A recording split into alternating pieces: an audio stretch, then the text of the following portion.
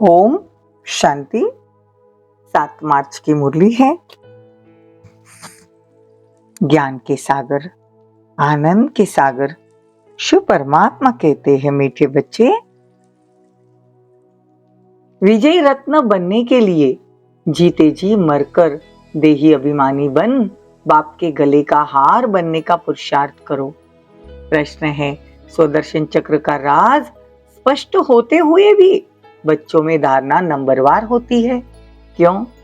उत्तर है, क्योंकि यह ड्रामा बहुत कायदे अनुसार बना हुआ है।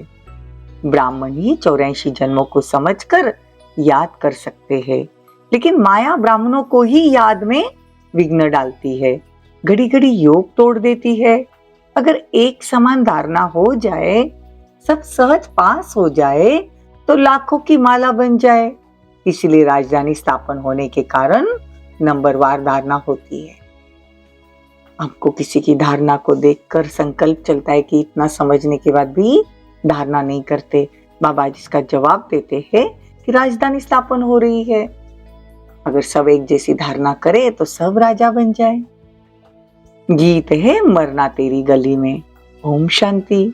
बच्चों ने गीत सुना, यह है मरजीवा पने का जन्म। मनुष्य जब शरीर छोड़ते हैं तो दुनिया मिट जाती है, आत्मा अलग हो जाती है, तो न मामा न चाचा कुछ भी नहीं रहते। कहा जाता है यह मर गया, अर्थात आत्मा जाकर परमात्मा से मिली। वास्तव में कोई जाते तो नहीं है। कहते ना स्वर्ग पधारा, लेकिन कोई स्वर्ग में नहीं जाता। पुनर्जन्म यहीं लेना है। जब तक बाप न आए, पूरे विश्व की आत्माओं को अपने साथ न ले जाए, तब तक कोई परम धाम जा नहीं सकता। अब तुम बच्चे कहते हो, हे बाबा, हमारी देह है के जो भी संबंध है वे सब त्याग, अब हम तुम्हारे गले का हार बनने आए हैं, अर्थात जीते जी आपका बनने आए हैं। पुरुषार्थ तो शरीर के साथ करना पड़े, अकेली आत्मा तो पुरुषार्थ कर न सके। बाप बैठ समझाते हैं, जब रुद्र यज्ञ रचते हैं तो वहां शिव का बड़ा चित्र या बड़ा मिट्टी का लिंग बनाते हैं, फिर अनेक शालिग्राम मिट्टी के बनाते हैं। अब वह कौन से शालिग्राम है जो बनाकर और फिर उनकी पूजा करते हैं? शिव को तो समझेंगे ये परमात्मा है, शिव तो मुख्य है, आत्माएं ढेर है ना, तो वे शालिग्राम बहुत बनाते हैं। 10,000 कहीं 1,00,000 शालिग्राम बनाते हैं। तो देखो, रुद्र ज्ञान यज्ञ में जब रुद्र की पूजा होती है, शिव की पूजा होती है, उसमें हम आत्माओं की भी साथ में पूजा होती है शालिग्राम के रूप में। इसलिए बाबा कहते तुम तो डबल सिरताज हो, देवताओं के रूप में भी तुम्हारी पूजा होती है, शालिग्राम के रूप में भी तुम्हारी पूजा होती है। तो मम्मा भी देखो कितनी जबरदस्त रत्न है, कितनी उसकी पूजा होती है। अब तुम बच्चों को देही अभिमानी जरूर बनना है। जन्म जन्मांतर तुम देह अभिमानी रहे हो। कोई भी मनुष्य ऐसे नहीं कहेगा कि मैं आत्मा परमपिता परमात्मा की संतान हूं। तो बच्चे कहते हैं, जब जीते जी मरकर बाबा हम आपके गले का हार बनते हैं तो आत्माओं की बड़ी माला बन जाती है। बाबा कहते हैं बड़े ते बड़े है ये प्रजापिता ब्रह्मा, ये मुख्य है ना, इसको आदम आदिदेव महावीर भी कहते हैं। ये बड़ी गुह्य बातें है। तुम समझते हो हम सब आत्मा एक निराकार बाप की संतान है। हमारी आत्मा पवित्र नई दुनिया में जा रही है। तो देखो, पवित्र दुनिया जो नई बन रही है उसमें आत्मा और शरीर दोनों पवित्र चाहिए। प्योर सोना थी ना, तो आत्मा प्योर सोना थी, उनमें से फिर हम आत्माओं का जेवर मतलब शरीर भी हमको प्योर मिलता है। उसको काया कल्पतरु कहते हैं। यहाँ तो मनुष्य की एवरेज देखो, उम्र की एवरेज जो रहती है 40-45 रहती है, लेकिन वहां तुम्हारी आयु एवरेज 125 से जास्ती होगी, मतलब 150 साल की उम्र होगी। अभी तुम्हारी आयु कितनी कम हो रही है? तो बाबा कहते जितना परमात्मा की याद में रहेंगे, योग में आयु बढ़ती है। बाप एडॉप्ट करते हैं स्वर्ग का वर्षा देने के लिए, लायक बनाते हैं ना, और फिर साथ में ले जाएंगे। इसलिए पुरानी दुनिया से जीते जी मरना है। गृहस्थ व्यवहार में रहते पवित्र बन बाप का बनना है। अब बाप बैठ, तुम आत्माओं को पवित्र बनाते हैं, आत्मा की मैल निकालते हैं, तुमको ज्ञान का तीसरा नेत्र देते हैं। उन्होंने फिर तीसरी की कथा कह दी। वास्तव में बात यहाँ की है, ब्रह्मांड से लेकर सारी सृष्टि के आदि मध्य अंत का सारा समाचार मिल जाता है। तो यह बहुत बड़े ते बड़ा कॉलेज है। कायदा है 1 हफ्ता तो अच्छी रीति समझना पड़े, 7 दिन का कोर्स करना है। इसीलिए देखो पहले भट्टी में बिठाते थे। देखो उत्तम ते उत्तम बाप है जिनके तुम बच्चे बने हो। ये स्कूल भी है, रोजाना नई नई बातें निकलती है। कहते आज गुह्य ते गुह्य सुनाता हूँ। नहीं सुनेंगे तो धारणा कैसे होगी? अगर हम नहीं सुनेंगे तो धारणा कैसे होगी?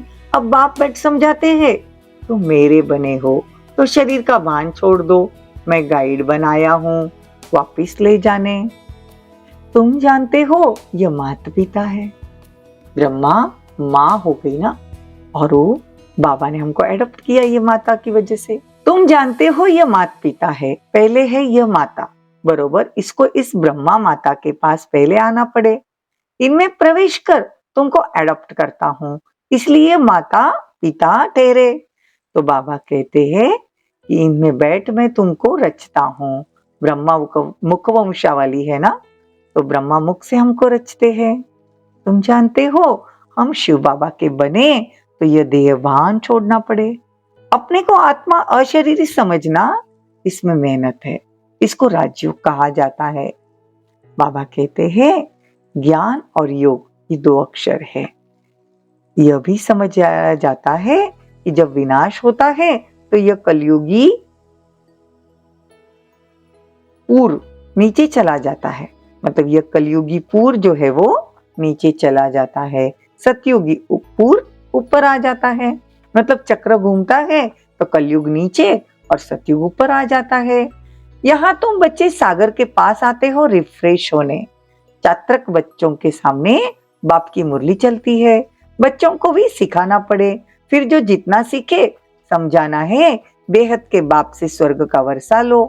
बाबा तुम्हें कितने राज समझाते हैं।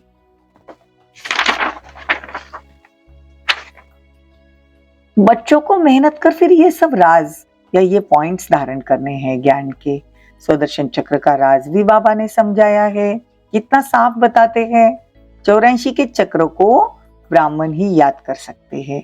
यह है बुद्धि का योग लगाकर चक्र को याद करना है। परंतु माया घड़ी घड़ी योग तोड़ देती है, तो यह ड्रामा ही कायदे अनुसार चलता है। देखो मुख्य है 8, फिर उसमें फर्क नहीं पड़ सकता। त्रेता के अंत तक जितने प्रिंस प्रिंसेस है सभी मिलकर जरूर यहाँ ही पढ़ते होंगे।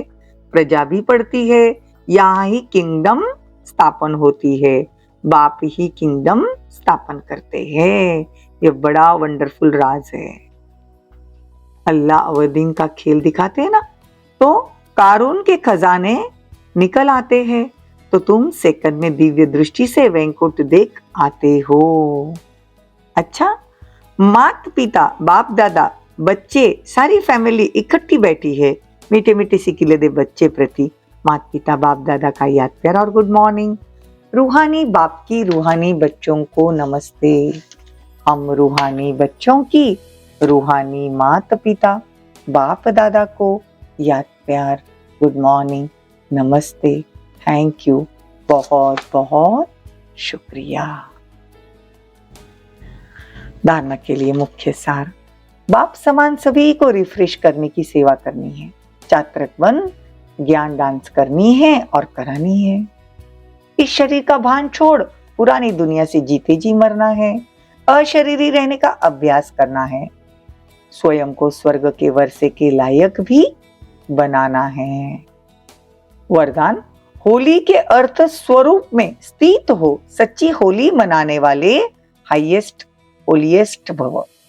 होली अर्थात जो कुछ हुआ वो हो गया। हो लिया। जो सीन हुई होली अर्थात बीत गई।